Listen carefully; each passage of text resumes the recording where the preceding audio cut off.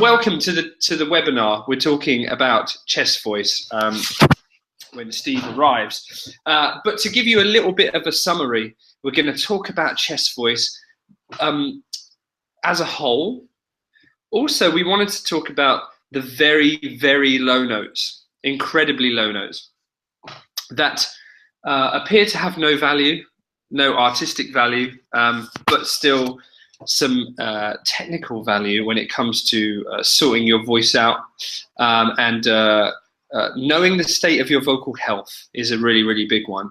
So we're going to take you through that. We're going to take you through how to incorporate those principles into your warm-up, so which is going to be really important for everyone just getting their voice going. What knock-on effects working on the bottom of the voice has for the all-round voice, every register, every note, mainly talking around adduction. And adduction is just the fancy word for vocal fold closure, how the vocal folds come together.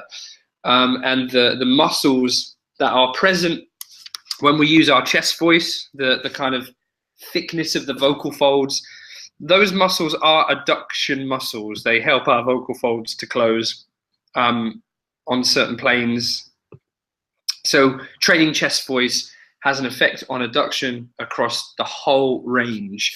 But then going on from that, we're going to be talking a little bit about warming down, using the bottom voice for getting yourself back to where you need to be, and also how it can be a therapeutic thing going forward for your vocal health, or if you happen to have overdone it one night, which I'm pretty sure we can all testify to having overdone it one night or several nights in a row on stage.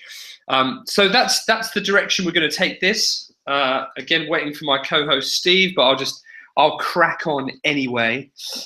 So the very low notes, we're talking about warming them up.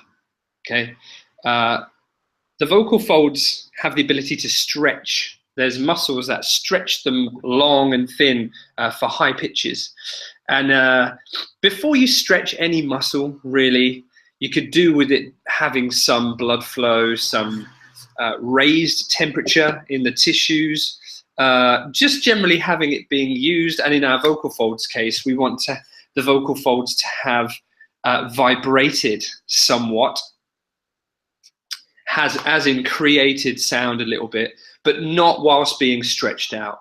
So the low notes for us, it's important for us to stay down there to encourage that very effect. And that very effect we can encourage by staying very low, and in the beginning, staying semi-occluded for the time being.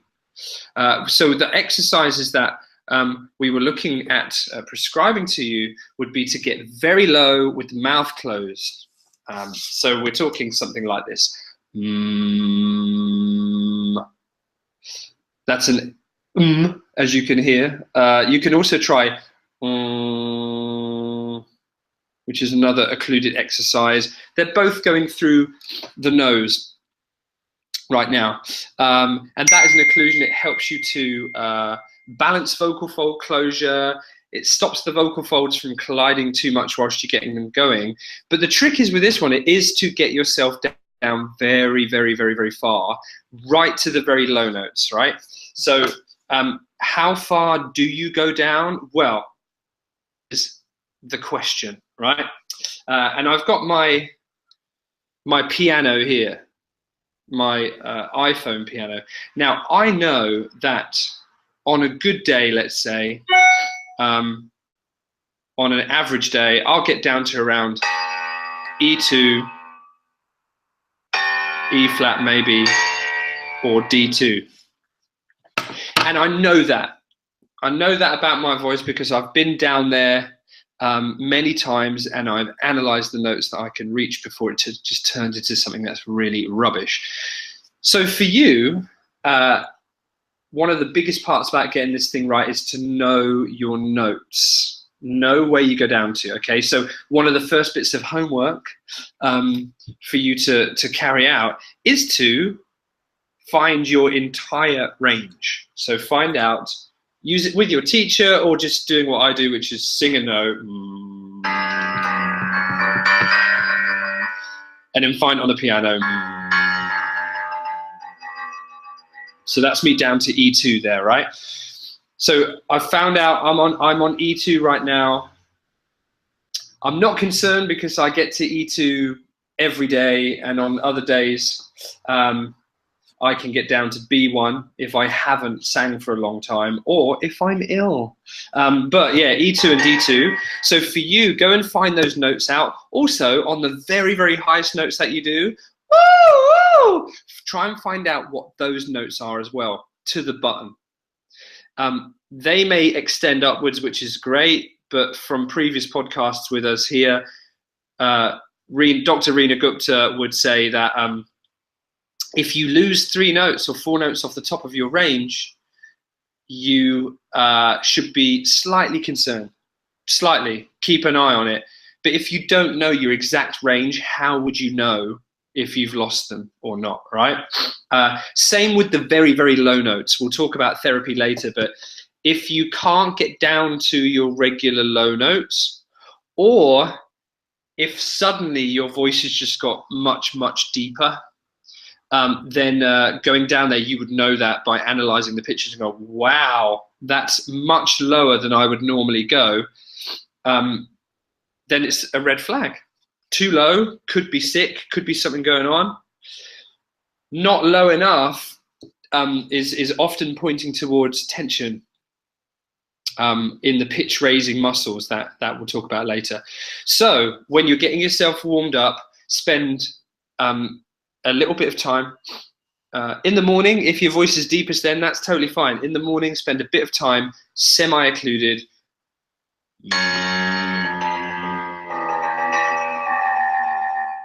And try and find those low notes. If they're a little bit airy, that's okay. It's still good going down there because it gives the larynx an opportunity to get very, very, very low, which you might not take on into your singing. But for any warm-up procedure and warm down later, getting the larynx low is an opportunity to stretch all of the muscles that raise it. And those muscles are to do with, could be to do with swallowing. They could be to do with just raising the larynx for style reasons, or because you're seeing high notes a lot, or you're just really, really twangy, and or maybe that's just your style. So each day we do need to get down to give those muscles a stretch up here. That's the larynx mobility. So that's the low end of the range of motion. And no doubt later on in your warm-up, you're going to take those pitches up, stretch them up. And when you go to the very, very, very top of your range, the larynx is also going to go quite high. It's got no choice. And so going up to the very top not only stretches out the vocal folds, which is good for any muscle to keep stretching them, the larynx will go up to probably one of its highest points. And then by that point, you have found the full range of motion of your larynx. Steve has joined us. Yo, I'm so sorry. Honestly, if I can tell you what... Can I clarify, are you an idiot? No. Is it your fault? And I'd like to stress that in this world, it's really good to assign blame. If only I could... I don't know if you guys can just see that on my computer screen. I've just got this wonderfully green inverted comma, just do this little thing that's not working. So I had to do a little workaround. It's on the phone, so we're here. So that is technology. It's really screwed us over today. But we have 15 live out of 139 people, Steve. Wow. Which is wonderful. So lots registered for the replay. But what I've covered there, mate, I've only just finished, is getting to the very low notes with and knowing the pitches for the reasons of just getting the larynx down and getting it warm before we stretch up. And that's basically where we're at. Cool. So, in your world, do you have any other favorite exercises for getting the bottom going before you go and stretch it up? Well, no, so, yeah, I was going to say firstly, because I know it's good. I don't know if you mentioned this, but it's good to do it from the start. Why um, did you say why we need to? Why, in a more global sense, why we need to concentrate on this? Yeah. You mentioned that. Okay, cool. Yeah. So for me, as you said, I know you're an advocate of the U and the E, anything that's going to lower that first formant, but and it doesn't really get a lot more technical than that, really. It's only as you start to ascend up towards the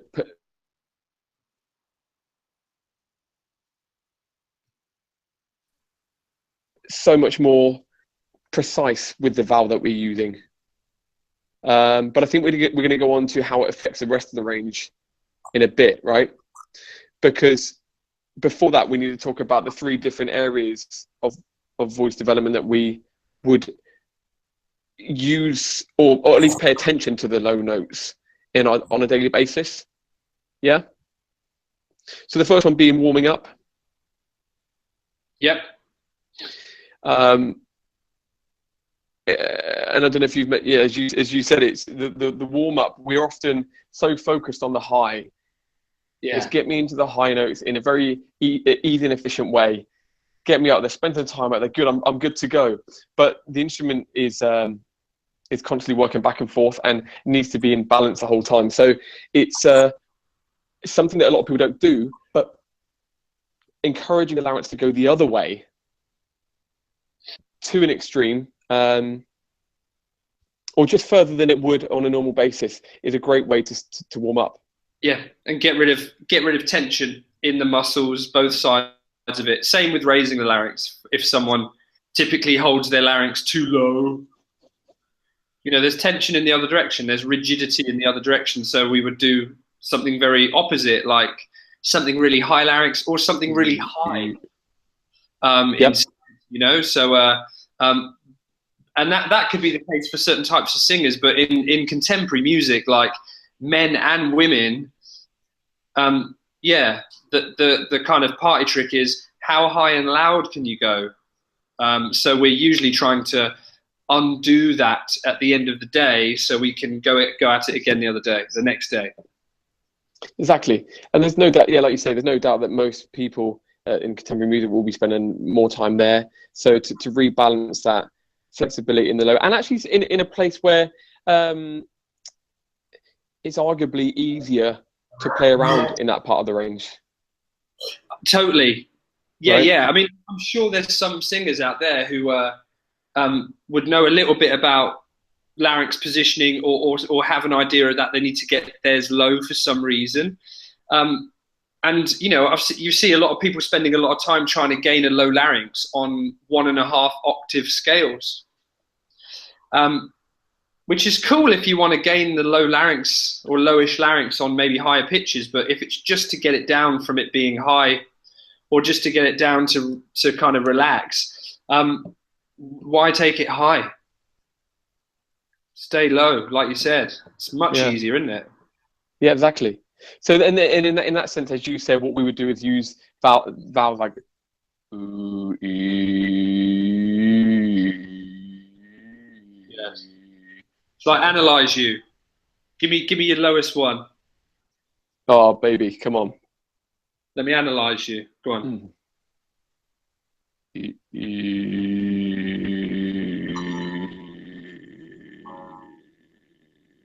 I think we're scraping F2, yeah. Scraped it. I'm basically a girl. That's pretty low. I mean, I beat you as usual. All right. So next up on the list, go on, do it now. Do it now. What is E2? Sorry. I can get low with my mouth closed. So the next part of the daily regime that you can apply some thought to the low notes would be the development, just your normal workout, and we're talking about adduction overall there, aren't we? Yeah, that's it. And like I said earlier in the call, adduction is the fancy word for chord closure. how the vocal folds come together, and the muscles that are present in chest voice, they are an adduction muscle, a part of the adductory process. And when the vocal fold adduction is decent, I'm not going to say strong because I think that's probably the wrong word. Yeah, when the adduction is decent and all of the adductory muscles are in some way involved in this process, the TA, the CT, the little ones at the back that close it, like the LCA and whatever, we could say that we would get the richest sound. So the more the vocal folds are closed, we get this perception of chest. Even on the high pitches, even when structurally we might not necessarily be in chest, we can sound like we are if at least the adductory muscles are working for us a bit.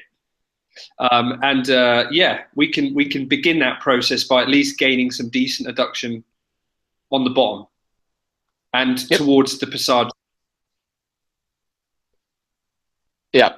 Again, why are we attributing that to the low notes? Because it's a place where people feel most comfortable. And if and this is something that I've noticed over the years with we're talking about the development phase, and in contemporary music, a lot of people that I've seen will want their high notes to be stronger,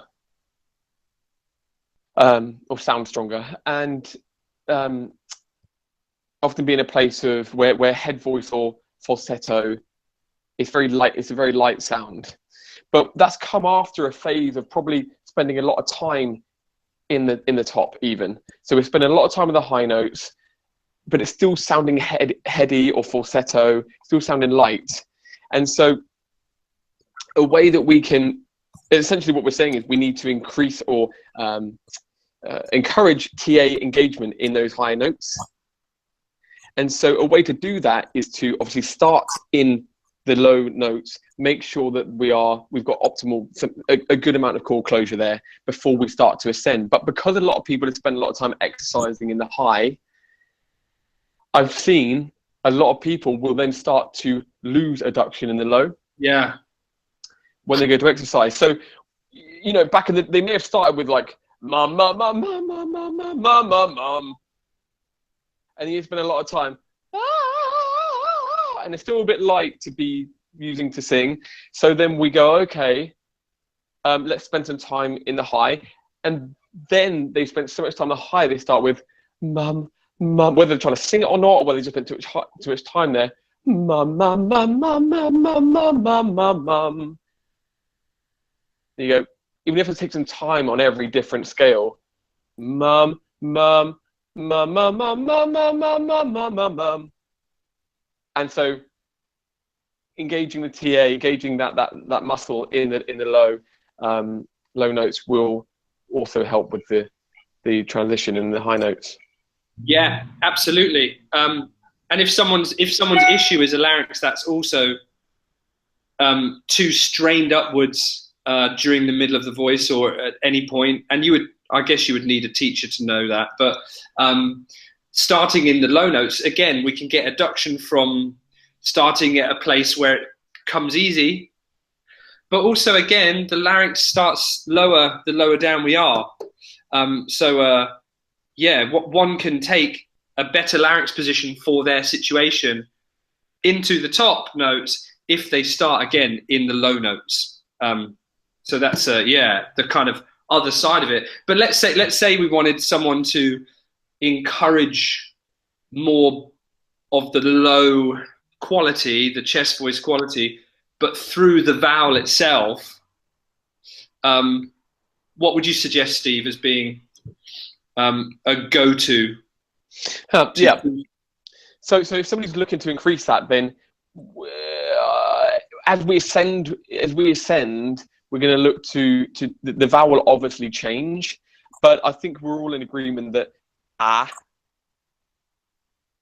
will anything that raises that larynx a tiny bit, and the first form will obviously raise and so that's where you'll get the energy or the perceived value, the perceived chest voice sound. You just get more energy because of the larynx raising and tracking those harmonics. So anything that's going to raise that larynx a tiny bit as you go, has always been a good one. What about you? Yeah, I'm a big fan of that. I mean, it depends on the situation, especially if we're talking like, if this is training the bottom end for girls, I would say is even more relevant in this case, because a lot of females end up with that kind of sound from either being timid, from not using it, or from being classically trained. So yeah, getting into some of that sound, they have a better chance of finding that activity of the chest voice setting, if you like. If that vowel is open, if it's a real tough one, then the ladies are probably going to have to use something staccato. As staccato requires the adduction muscles to be much more present than when legato is happening. Being legato. Yep. So that's kind of the adjustments for us, but you never know. Like, males may find that if they take that at vowel and they walk it up a little bit, same with the females, it may bring some of that low quality into the middle really effectively, especially if it's quite bright and quite whiny. Or it might not. It might just make them go like that. In which case, right, training the bottom ends, we're not training it to be the loudest, richest thing possible, which is sometimes what people are doing with their high notes, and that's fair enough. But to have an over-rich chest voice, and lots of singers are very, very keen on making their chest voice too rich for no value. If someone can't ascend on an open vowel like that very well, then chances are someone's been training their bottom end a little bit too much, or let's say in the wrong way. So it's all right spending time down there training it, but it doesn't necessarily have to be to engage it. Sometimes we might find that a closed vowel, even with brightness, or even something really, really dopey, that's still training the bottom end, but it's training it to be a little less intense so someone can raise up. And yeah, I would say like really contemporary females or men may benefit from something a little less like that. So yeah, it depends on the situation, doesn't it, I guess? But especially as you get higher, you're right, yeah. Yeah. And so, but all of that training down the bottom end and that adduction, it has massive effect on our efficiency and what we know in the scientific singing world as phonation threshold pressure. And phonation threshold pressure is basically the amount of lung pressure required to create a sound, which is, a little bit crazy. Some of you will read about it at some point. But to have the chest voice present, to have trained it, and to have good adduction in the vocal folds, we get this good closure, and that good closure emits a very nice, clear sound wave.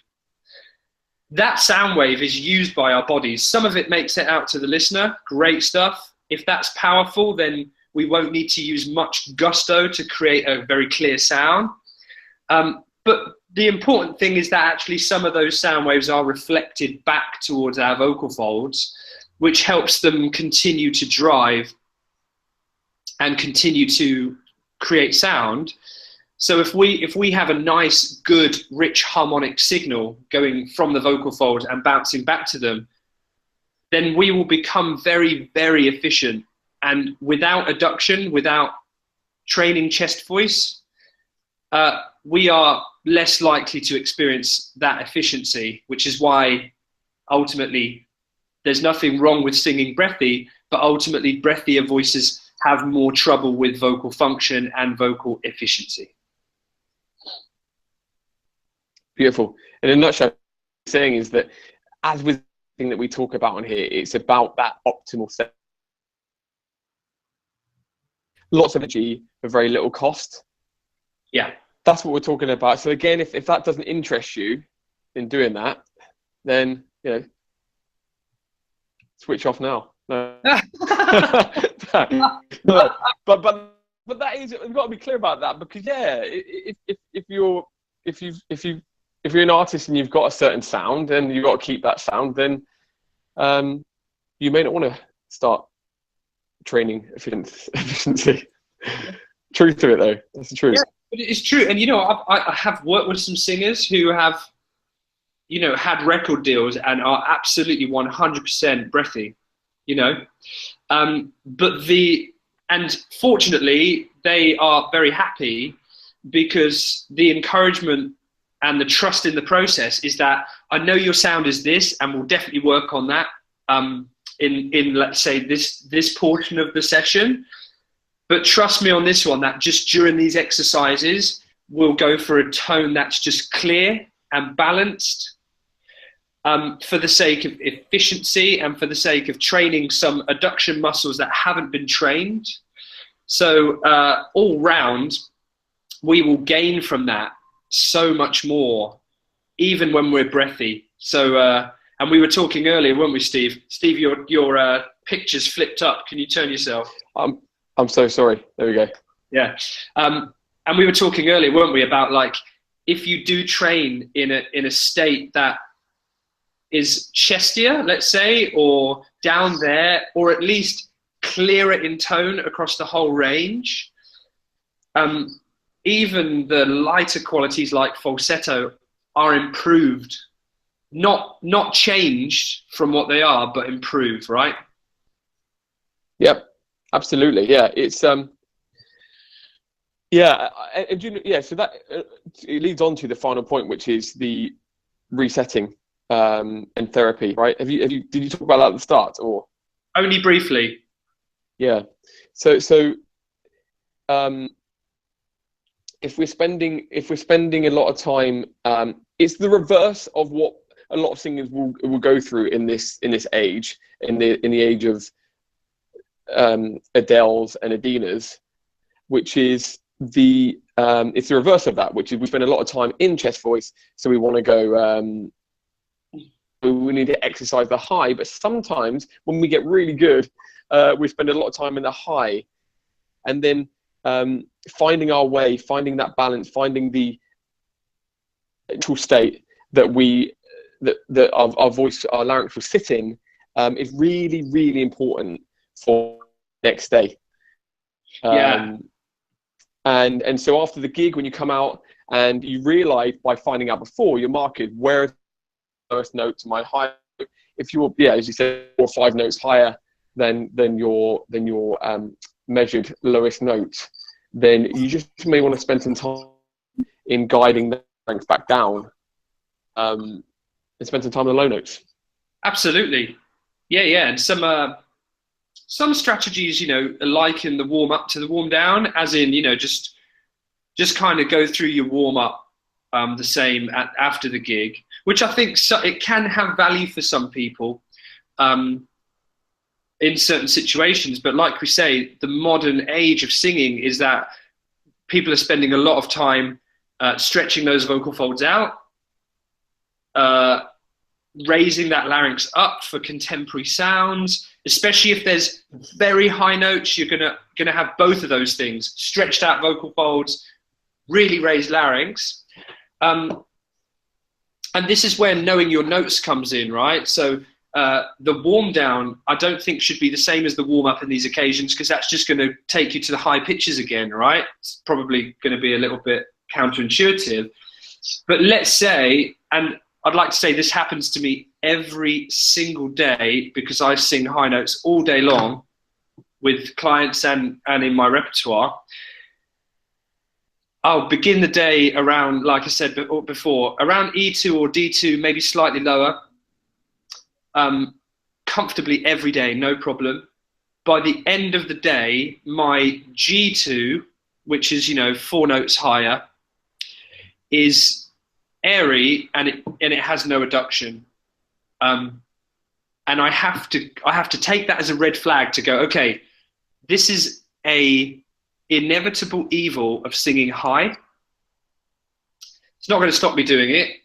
But if I don't know my notes and I don't get down to the bottom every day and I go, okay, yeah, I've lost 5 notes or I've lost 4 notes, that means my pitch raising muscles are still overactive. So my vocal folds are tense. My laryngeal razors are also too active because there's no adduction, there's no richness, there's no tone. And if I carry those 2 things off to the next day or onto the next day, then I've carried unnecessary tension in the instrument on for more than 24 hours, which I think is a red flag for anyone.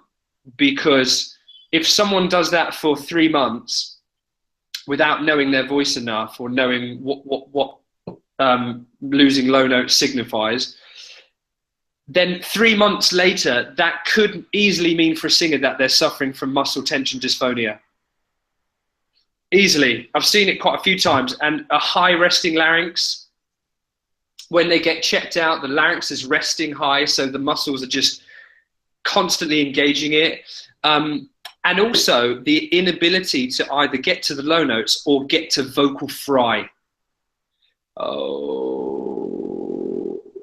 Which is that thing. So if anybody on the webinar is unable to find vocal fry, it could be a red flag. It could mean things are a little bit tense. If you could usually find it and you can't right now, yeah, maybe, again, tension is stopping you from doing it, or maybe you just need a few minutes to go back and find it. But at the end of a day for therapy, it's really good to go back to semi-occluded exercises. Those ones before, and reconnect. Reconnect to the lowest notes that you know are there every day. And if you can't get within a semitone of them, keep at it. Give it 5 minutes, give it 7 minutes, but I think it's crucial people get down to that. And then, woo! Sit in the fry for a little bit. Don't want to do fry too often because it's reputedly, if people speak in fry, it ruins voices. But to use it in this state, the vocal folds are shortest, so it can relax our pitch raising muscles a lot if we do that and put the vocal folds under less tension. So that, yeah, that's kind of how I feel about it from a therapy point of view. And also semi-occluded exercises anyway help to get rid of inflammation on the vocal folds if you perform them kind of low amplitude down the bottom. And getting rid of inflammation till the next day, for the next day, is also a key part of being on top of the game, like, well, every day. Love it. We've got a question, mate. Can you see it? No, that's what I just tried to do a second ago. I turned on my phone and having a look, but let's have a look. So thanks to everyone who's given us a hi: Tristan, Rhiannon, Gay, Jane, Ollie, Mukai. Lots of people. Looks like a whole bunch on here right now. 20 live at the moment. But James has put a question up. James has put a question up. He says, "Hey guys, so I have a very boomy speaking voice. Everyone tells me I have an awesome radio voice. What do they say about your face? That's what I want to know. Bassy, very resonant. But I sometimes wonder if my big speaking voice is detrimental to my singing, especially trying to sing higher. What do you guys think?" Steve? Well, so what's his name? James. James. I think you know the answer to that, James. Otherwise, he wouldn't have asked the question. He wouldn't have asked the question, would he? He just doesn't want to hear the answer on a phone screen or something. He just doesn't want to hear it. But no, yes, it is the truth. It's the same instrument, isn't it? And unfortunately, it's the topic for this whole lecture, which is we have to take ourselves out of our environment and then look at the voice for what it is and the way that it works efficiently. Meaning, like, an example is, as we touched upon before, and I think there's going to be a blog coming out soon about this, but we think we're okay because we're singing like Adele or whoever it is, just somebody that isn't us, and our voice is going to work different. But we think it's okay because actually that's what we do. This is what everyone does. We just sing this stuff. But if you take yourself back and you go, actually, how does my voice work? I don't know how you got into voiceovers, James. I don't know. I think someone said he might just have an awesome voice for radio. Maybe he's not even in voiceovers. He'll have to. Oh, well, okay. Well, if he's not actually doing it, maybe you should. That's what I'm saying. But no. But the point is, however you've ended up at the place where your voice is like that, it may point you in the direction of doing a job like that. But at the end of the day, it also may not mean that that's where your voice sits efficiently. And so if you're trying to sing in and around that, and you're not pulling yourself back to efficiency, then you, for one thing, you're not going to know. You're not going to know. So I would say, if you're not working with someone, just check in with someone and see if they can pull your voice and listen and see, okay, your voice would actually sit better here. Without hearing you, it's hard to say, but you would say that if you're spending a lot of time on one part of your voice, there's no doubt that it's going to affect another. Yeah, absolutely. And the word that gets me in that is boomy. Yep. And boomy often points towards like lots of bottom end, doesn't it? Yep. And to get lots of bottom end in the voice, James, you do have to have a very big space in the throat. Yeah, like right there. And either you have a very big throat, or maybe you might be lowering your larynx or going a little too deep for the physiology. In which case, low larynx does not facilitate high notes, and that's just because of the way that acoustics works. If you look at a massive like tuba or something, a tuba is big, and bigger instruments boost lower notes. And then you compare that to a trumpet, or let's say we'll talk about like oboe and piccolo, right? An oboe is much deeper and it's longer. A piccolo is much shorter, so the piccolo can reach higher pitches. And our voice can be the same. So if, as a singer, James, you maintain too much space as you ascend, then acoustics won't let you do it. I can sympathise with you on this one, James. That because I can get down to some fairly low notes, I have to spend my warm up finding the right high larynx position so I can even sing high without loads of effort. So if you wanted to sing high, you may be one of those people who's working on their chest voice to make sure it's not over rich, rather than Samantha, who's just put a question up, will be working on her chest voice to make sure that it's richer. And that is just actually the stereotypical boy-girl problem, right, in chest voice. Samantha says, how can you eliminate breathiness and ensure clear tone on lower notes? Will exercises with glottal onsets encourage fold closure?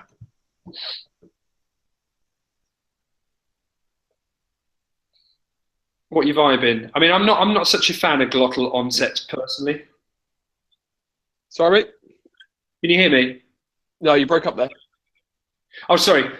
I was going to say, I'm not sure about you. I'm not such a fan of glottal onsets per se.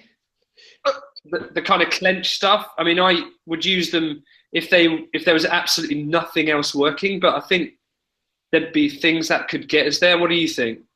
I'm the same, mate, because I just feel there's less precision with those things. So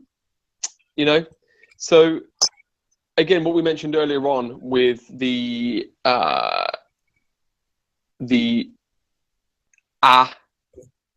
especially as we're starting to ascend. I mean, it gets boring. It can get boring. This is the problem, because the things that work are the things that work, and so obviously doing those over and over again is the thing. But I would say one thing here. So again, what's her name? Sorry, Samantha. Samantha, yeah. One thing to look out for, which I see a lot, is, and it does need to be addressed, however tricky it may seem, is the speaking voice. Because however you're using your speaking voice, I mean, 75% of the usage of your voice on a daily basis. And I see a lot of breathy female singers that are talking in a pretty way, and using their voice in that way, which is not going to assist in the core closure when it comes to singing. So that's a massive one for me, addressing the speaking voice, because it will just take away from the time spent on any exercise trying to train some adduction. Yeah, absolutely. You spend all day like getting the vocal folds together with exercises, but then you spend another day speaking without them, isn't it? It's absolutely. Yep. And you know, like Samantha, like if it's really down to trying to give the voice as best chance as you can for finding some of that chest voice closure, that out vowels can work for a lot of people, but every now and again there's a quite a breathy singer, often one that's actually quite twangy as well, like where the larynx might sit really high anyway. And I've seen the E vowel work wonders on those singers with a little bit of clarity. V, V, V. So sometimes you could determine that if maybe the larynx is sitting really high, an E vowel would work better than something else. And that's where teachers can kind of go like, okay, we've given you that vowel, which normally encourages people out of chest, but for you, it's given you chest. So that vowel is quite well known as giving a lot more space in the throat than any other vowel. So for someone with a high larynx position, unintentionally, that's causing problems. Having a tongue that's not also back there in the throat at least gives some balance to the whole system. There's some space in the throat for resonance. There's some, you know, there's also resonance going on elsewhere. But if you do find an E vowel better, then maybe training the low notes for you is important for getting the larynx down, and not necessarily just because adduction is missing. Because yeah, sometimes it's adduction that's the problem. Sometimes adduction is suffering because something else is the problem. So it really is about being a detective, isn't it, Steve, in these situations? Yeah, finding the right placement for everything, but only the larynx. It seems to be it has been for years, but it really does continue to be the decider on what's happened. Because it's related with the harmonics and the energy that it can produce dependent on its positioning. Yeah, and all that, like we said earlier, all that harmonic energy helps drive the vocal folds, helps their adduction, helps them to function in every single way. So if we're not getting any energy boost, then yeah, we've got a high PTP, a high phonation threshold pressure. So it can be a bit of a pain. Yeah. So we've had a couple of questions there. I feel like we've covered them. One thing I feel like we miss a lot of the time, Steve, is putting on time limits on how much we should train this stuff. You know, we kind of give a lot of exercises. How much we should do it? Yeah, you know, we're talking like, you know, doing some low note exercises, some some blah blah blah blah blah. But you know, what are your opinions on a specific amount of time that someone should be doing certain things for? Like let's say Samantha. Yeah. Well, it's I don't know. There's so many. You can find a ton of blogs on this and people's opinions on what's the best amount of time to do things for. But it's a balance between boredom and optimal for the purpose. So, because it's only going to work if it's sustainable. So, this is why the magic number of 20 minutes has come around. Because apparently that's a good number for people to stick to twice a day, one in the morning, one in the evening, and to do that on a daily basis. Clearly, if you are a robot and you can do more, as long as you're not feeling any fatigue, and you haven't done it 6 months down the road and then change your entire vocal mechanism in another way, then then I don't see any problems with increasing that. Yeah, absolutely. And fatigue, you know, with someone getting used to switching on adduction muscles that are not used, I think fatigue is going to set in quicker in the beginning, isn't it? Yep. Until that system has found its balance, until that muscle has either got better and more efficient, or just has found its part in the synergy. Yep. Better. But I'll be honest with you, mate. I mean, I'm doing a lot of work into this, is the motivations of why we do things. But if 20 minutes a day, or 10 minutes, let's say 10 minutes, they are doing better than most people. Yeah. It's just hard, people's life. But whatever it is, it's just so 10 minutes a day, you're going to be making some progression without doubt. Yeah, 100%. I'm the same thing. Like 5 minutes. I'm more like 5 minutes 3 or 4 times a day at the moment. Cool. Beginning with, let's say I'll do 3 or 4 minutes of getting as low on, settling on my low notes for 3 or 4 minutes on the train platform. Never miss that out. And then the next 5 minutes is from the train to the studio. It's stretching up on the straw in the street, you know. I'll do that another couple of days, but I'll also sing some songs. But at the end of the day, it's getting back to those low notes again. I don't want to carry tension. So it's a bit of a rough science, but yeah, 5 minutes here and there, especially if you're training something like chest voice and you're a female, getting in there regular is pretty cool. But if we summarize then, we've talked a bit about the warm-up. The warm-up is there to spend 5 minutes getting blood flow into the muscle before you stretch it up, raising the temperature of it, going down there for the sake of stretching the larynx down so the muscles above it are flexible. With vowels? With vowels like e, oo, and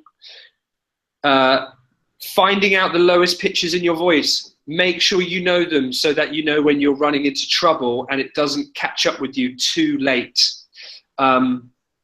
Then we're taking that into our warm-up. You could do whatever warm-up you wanted after that, but Steve was talking about the development of adduction across the whole range, which begins in chest. You know, we can train it there, but we can use really open vowels like ah,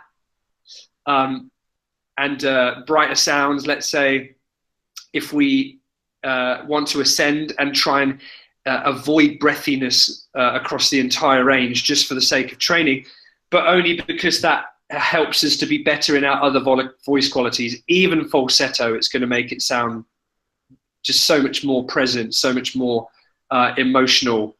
And then after that, we were talking about cooling down, getting reconnected to the low notes, because the notes that raise pitch can hang on to us so much that we lose our low notes.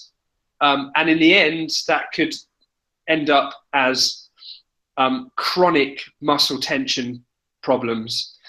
So again, we need to know what the low notes are so that at the end of the day, we could at least make some efforts to get back down to those notes through the same vowels as before, but also the introduction of some vocal fry.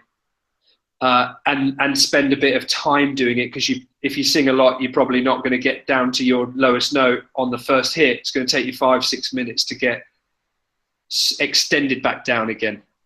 Did I miss anything? I don't think so, mate. I think just one other point is I hope that this just opens some eyes to the low notes do deserve some attention as well, if anything. You know. Yeah. And any time spent working down there with some of the exercises that we said will give you a whole new lease of life. It's going to make you happier in the long run. And like we said, we don't want chest voice training to turn it into an excuse to have too much chest voice, to like make it really rich. Like, yeah, this is great. Let girls trying to belt those real high notes in musical theatre, they don't need all of that chest. They need something that's present but lighter. Same with guys. If you're too connected to the boominess and the depth, getting up is real hard. So working on chest voice is working on it so that it's an appropriate intensity for what you need to do. And if going high is what you need to do, then it needs to be balanced, not over rich, and definitely not unstable or lacking.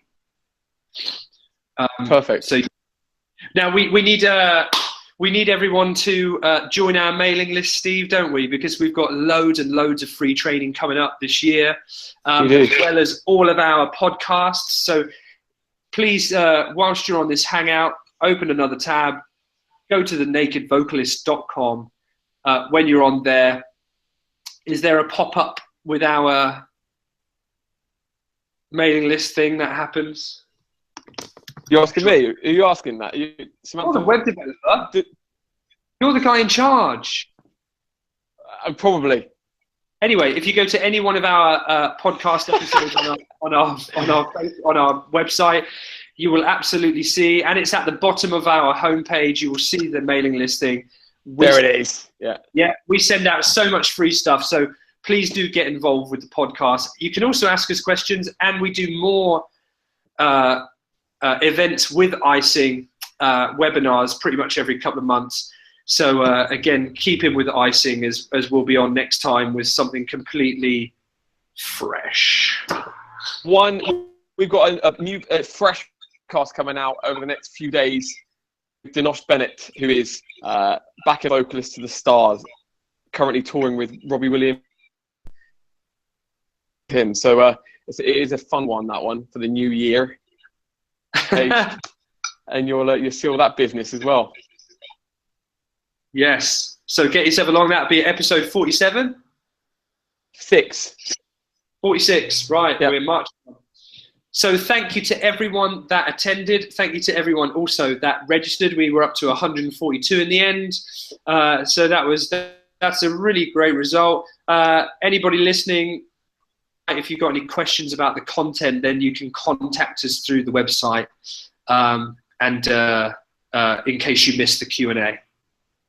But for now, Steve, thanks for being late. You all. Thanks for doing what you're doing. Just ignoring the jibe.